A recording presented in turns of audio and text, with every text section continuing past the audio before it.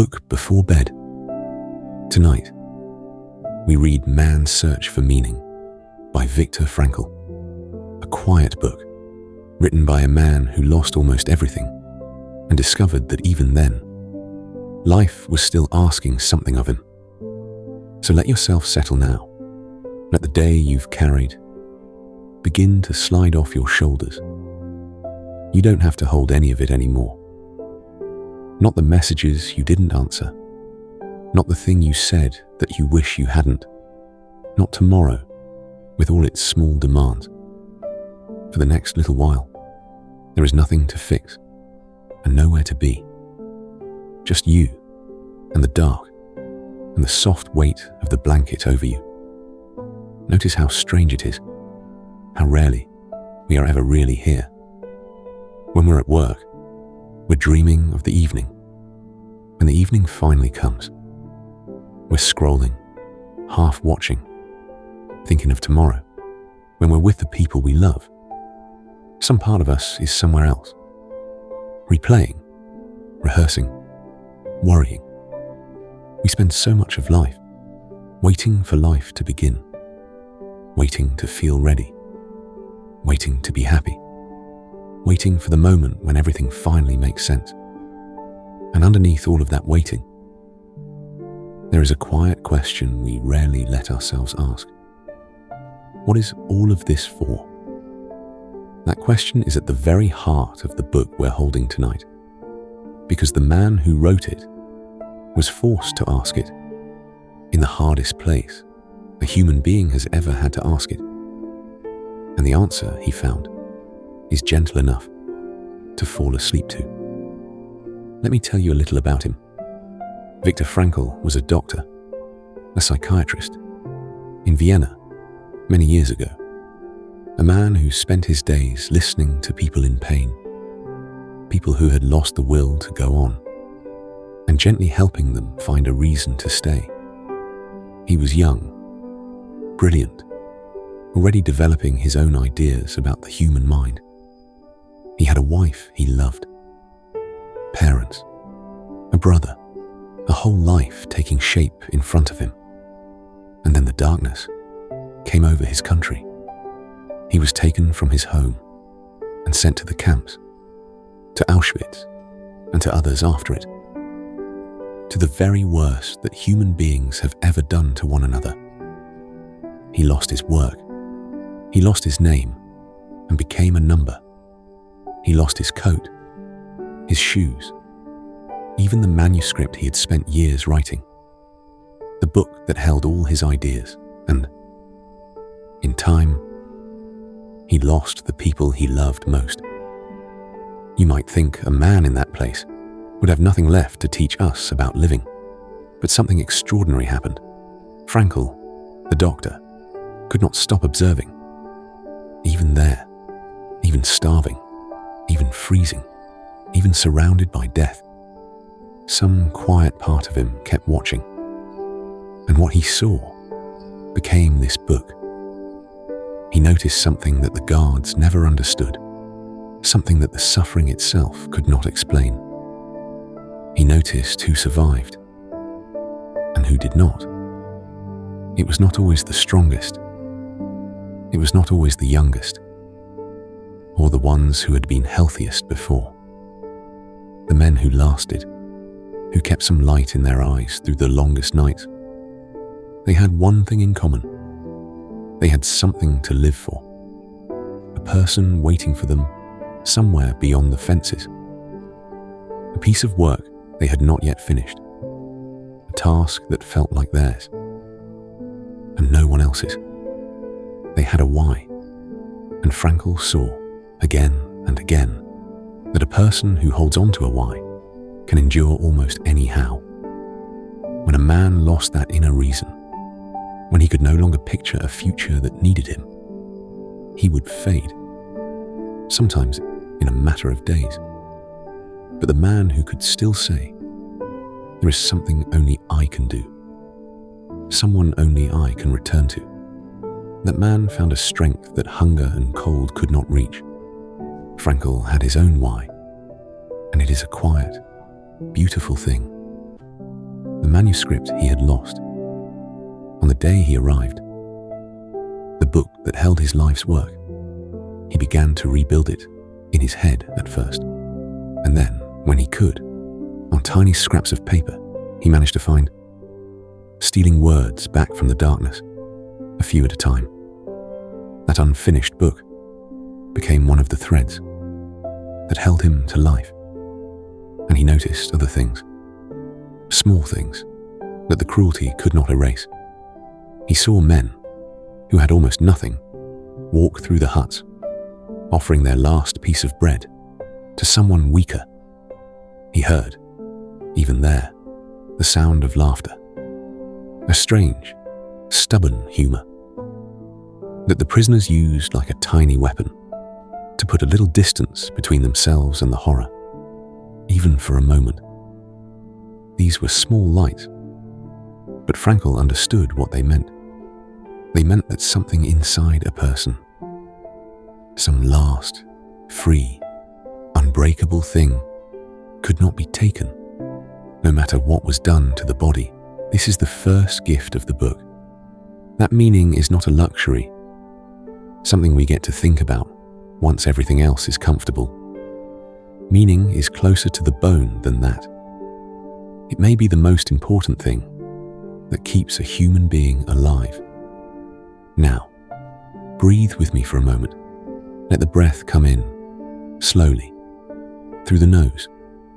Feel the cool air at the edge of the nostrils, and let it go, softly, through the mouth, like a long sigh you've been holding all day. You don't have to make it deep. You don't have to make it perfect. Just let the body breathe itself and feel how it already knows how. In and out.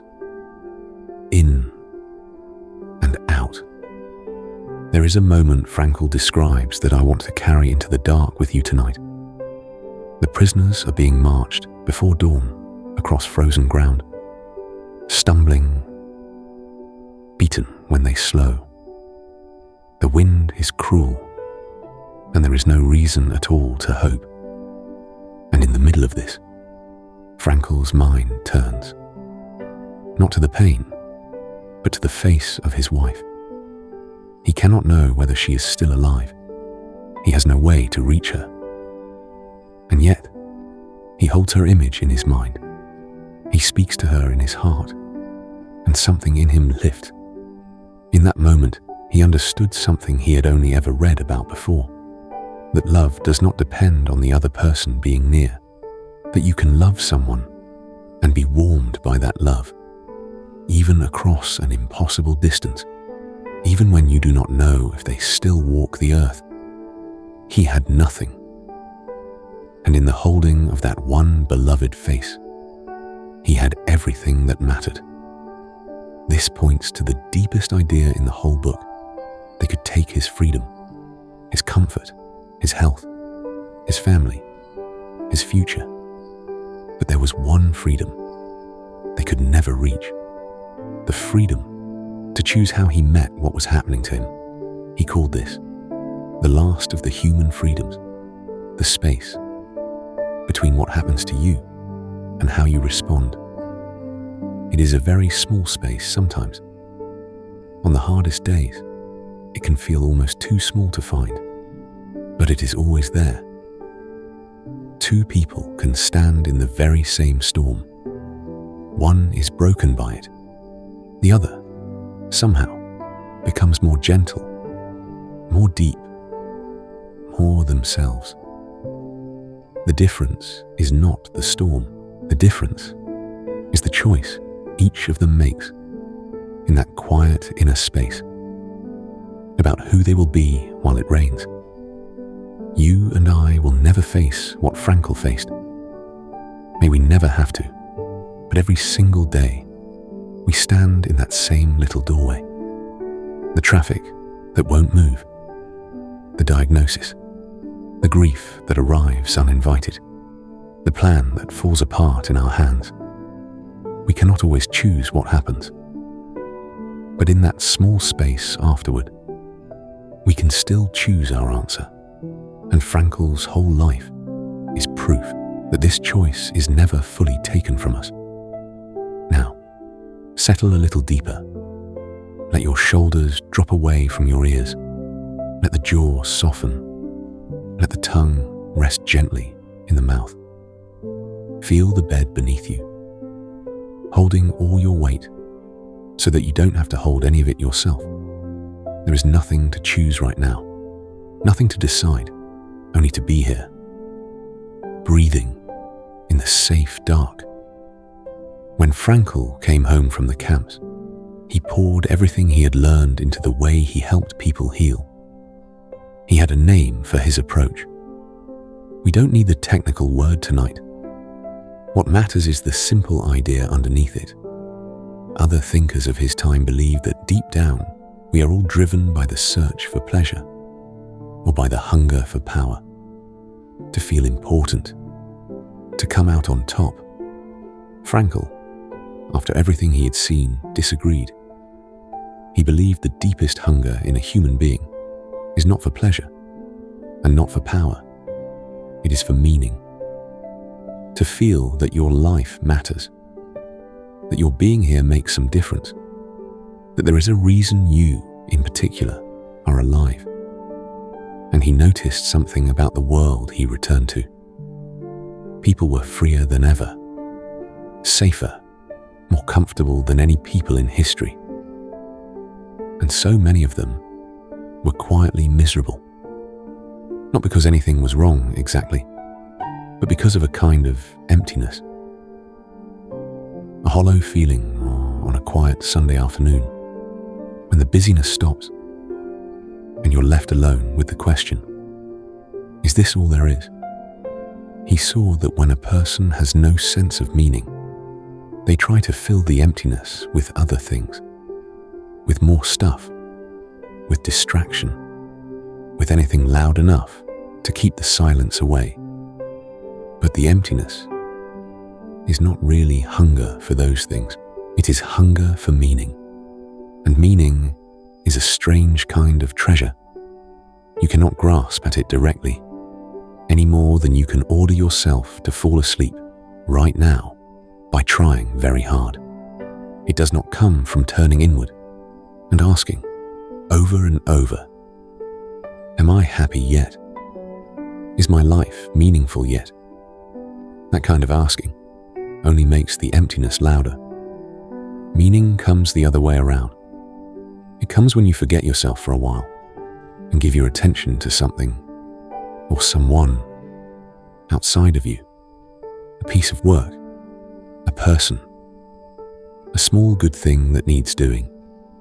You look up later and realize the emptiness had quietly gone while your back was turned, while you were busy caring about something real. And here is where the book becomes so kind, because Frankl does not leave us with a single grand, impossible meaning that only saints and heroes can reach. He says meaning is not one far-off mountaintop. It is woven into the ordinary fabric of a life. And he points to 3 doorways, 3 simple ways that a human being finds it. The first doorway is through what we create, what we give, what we do, the work of your hands, a thing you make, a garden you tend, a kindness you offer that no one may ever see, not because the world will applaud it, but because it is yours to do, and you did it, and it was good. The second doorway is through what we take in, what we love, and who we love. The beauty of a piece of music that stops you in the doorway, the color of the sky just before the light goes. Frankl tells of a moment in the camp when the prisoners were called out to look at the sunset. Exhausted, half-starved men standing in the mud, gazing up at clouds turning to molten gold and deep, glowing red. And for a few minutes, in the middle of all that suffering, they simply stood and marveled at how beautiful the world still was.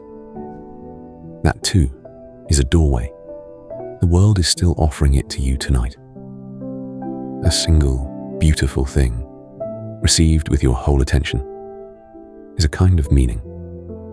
And most of all, another person held close in your heart. To truly love someone, to see them, to wish them well from the depths of you. This, Frankl said, is one of the highest meanings a life can hold.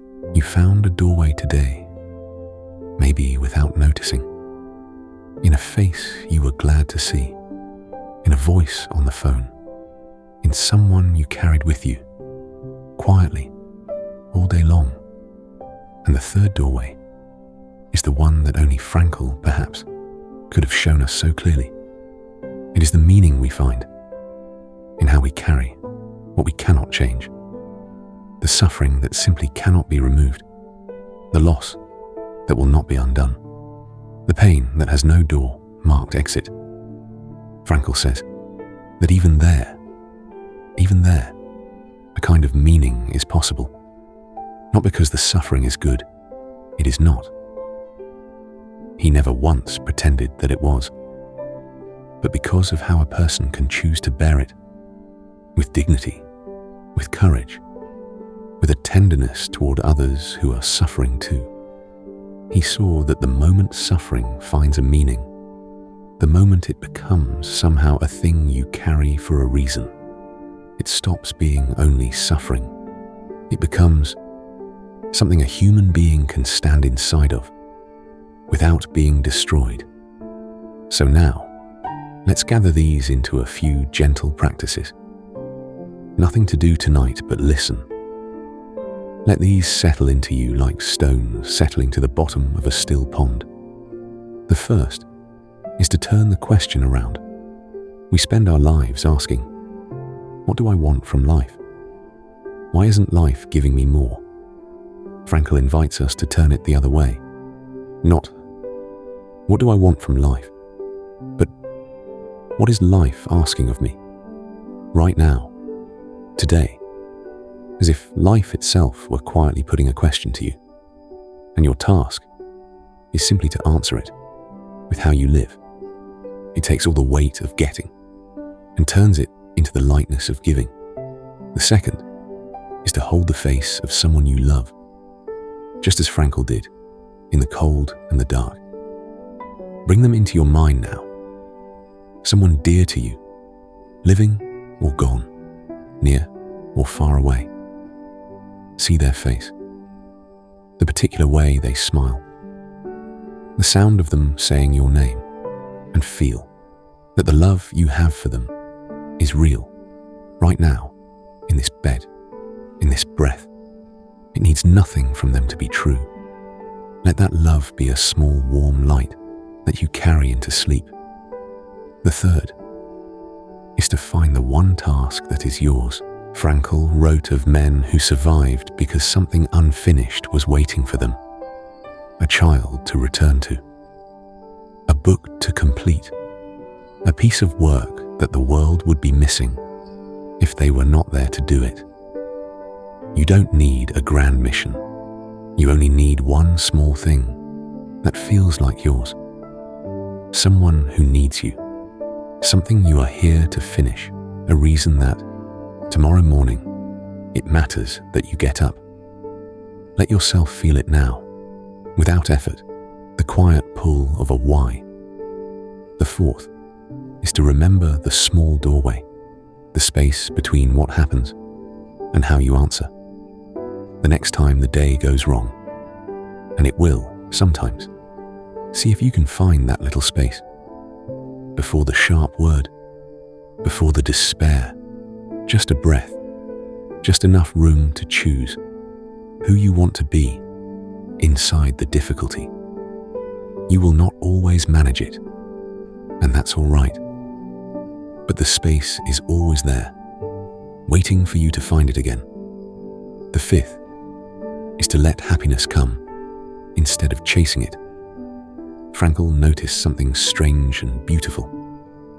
That happiness and success are not things you can aim at directly. The harder you chase them, the more they seem to slip away.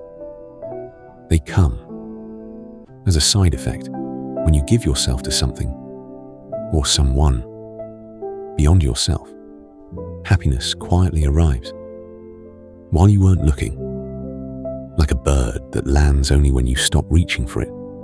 So tonight, you can stop reaching. You can let it land on its own.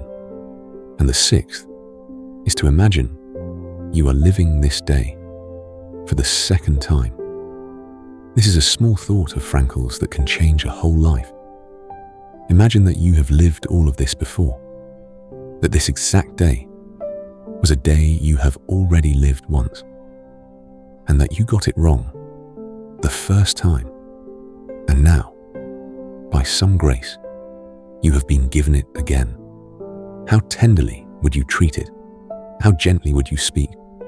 How fully would you notice the people, the light, the ordinary blessings that you rushed straight past the first time?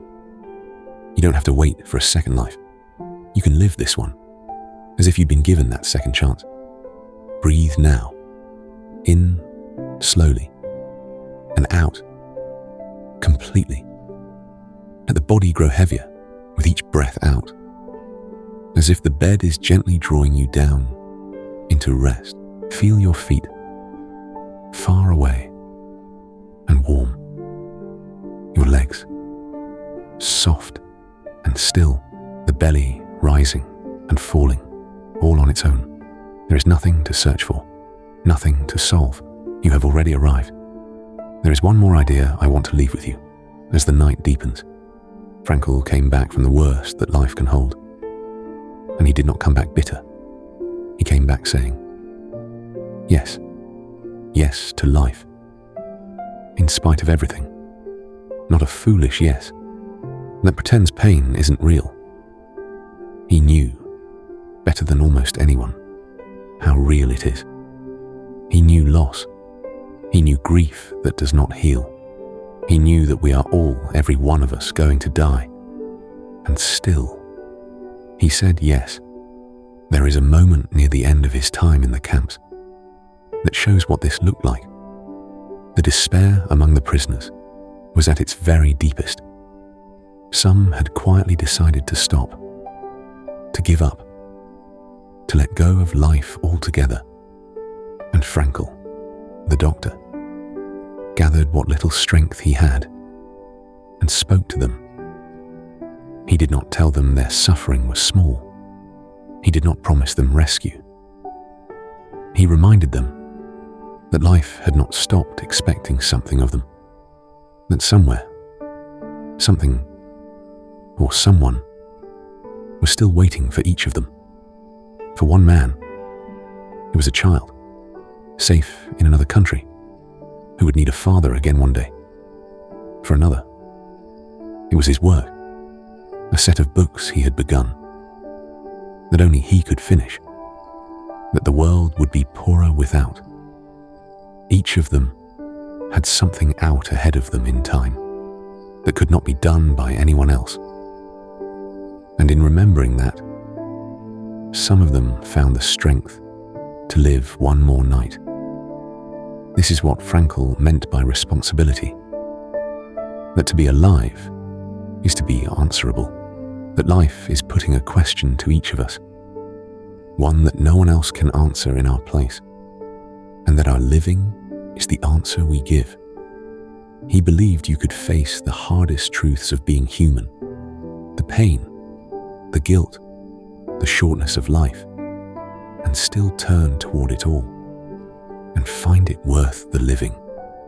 That even a life touched by deep sorrow can be a meaningful life. Perhaps especially then, because meaning, he taught us, does not come from a life without suffering. It comes from what we do with the life we are actually given, the one with the loss in it, the one with the worry and the unfinished things and the imperfect, beloved people. This one, yours. Life never stops asking its quiet question of you, and every day you live is your answer. So let this day's answer be complete now. Whatever you did or didn't do, whatever you managed or couldn't. It is finished for tonight, and it was enough. Set down the book and all its ideas. You don't need to remember any of it. It has already done its quiet work in you. Feel the breath moving on its own. You don't have to lift it or carry it. It rises and falls all by itself, the way it has, every moment of your whole life. Listen to the sounds of the night around you, the hum of the house, a car far off, going somewhere that is not your concern, the deep quiet underneath it all. And let a soft warmth move slowly down through the body now, loosening everything as it goes. Feel it soften the forehead and the small space between the eyebrows. Let the eyes grow heavy in their sockets. Let the cheeks fall. Feel it loosen the jaw and the throat, the shoulders, sinking back into the bed, the arms growing long and heavy, all the way to the fingertips. Feel the chest rise and fall without any effort from you. The belly, soft, the back, fully resting, and the warmth moving down through the hips, the legs, the heaviness in the knees, until it reaches the feet and flows gently out, carrying the last of the day with it. Feel the bed beneath you, holding you completely. You are held. You can let go. There is no past tonight, no future to fix. Only this, only now, only the soft, dark, safe present moment where you are finally, fully here. Good night. Thank you for being here with me tonight. May you rest in the quiet of this moment and find your way back to the peace inside you. I'll see you with the next book.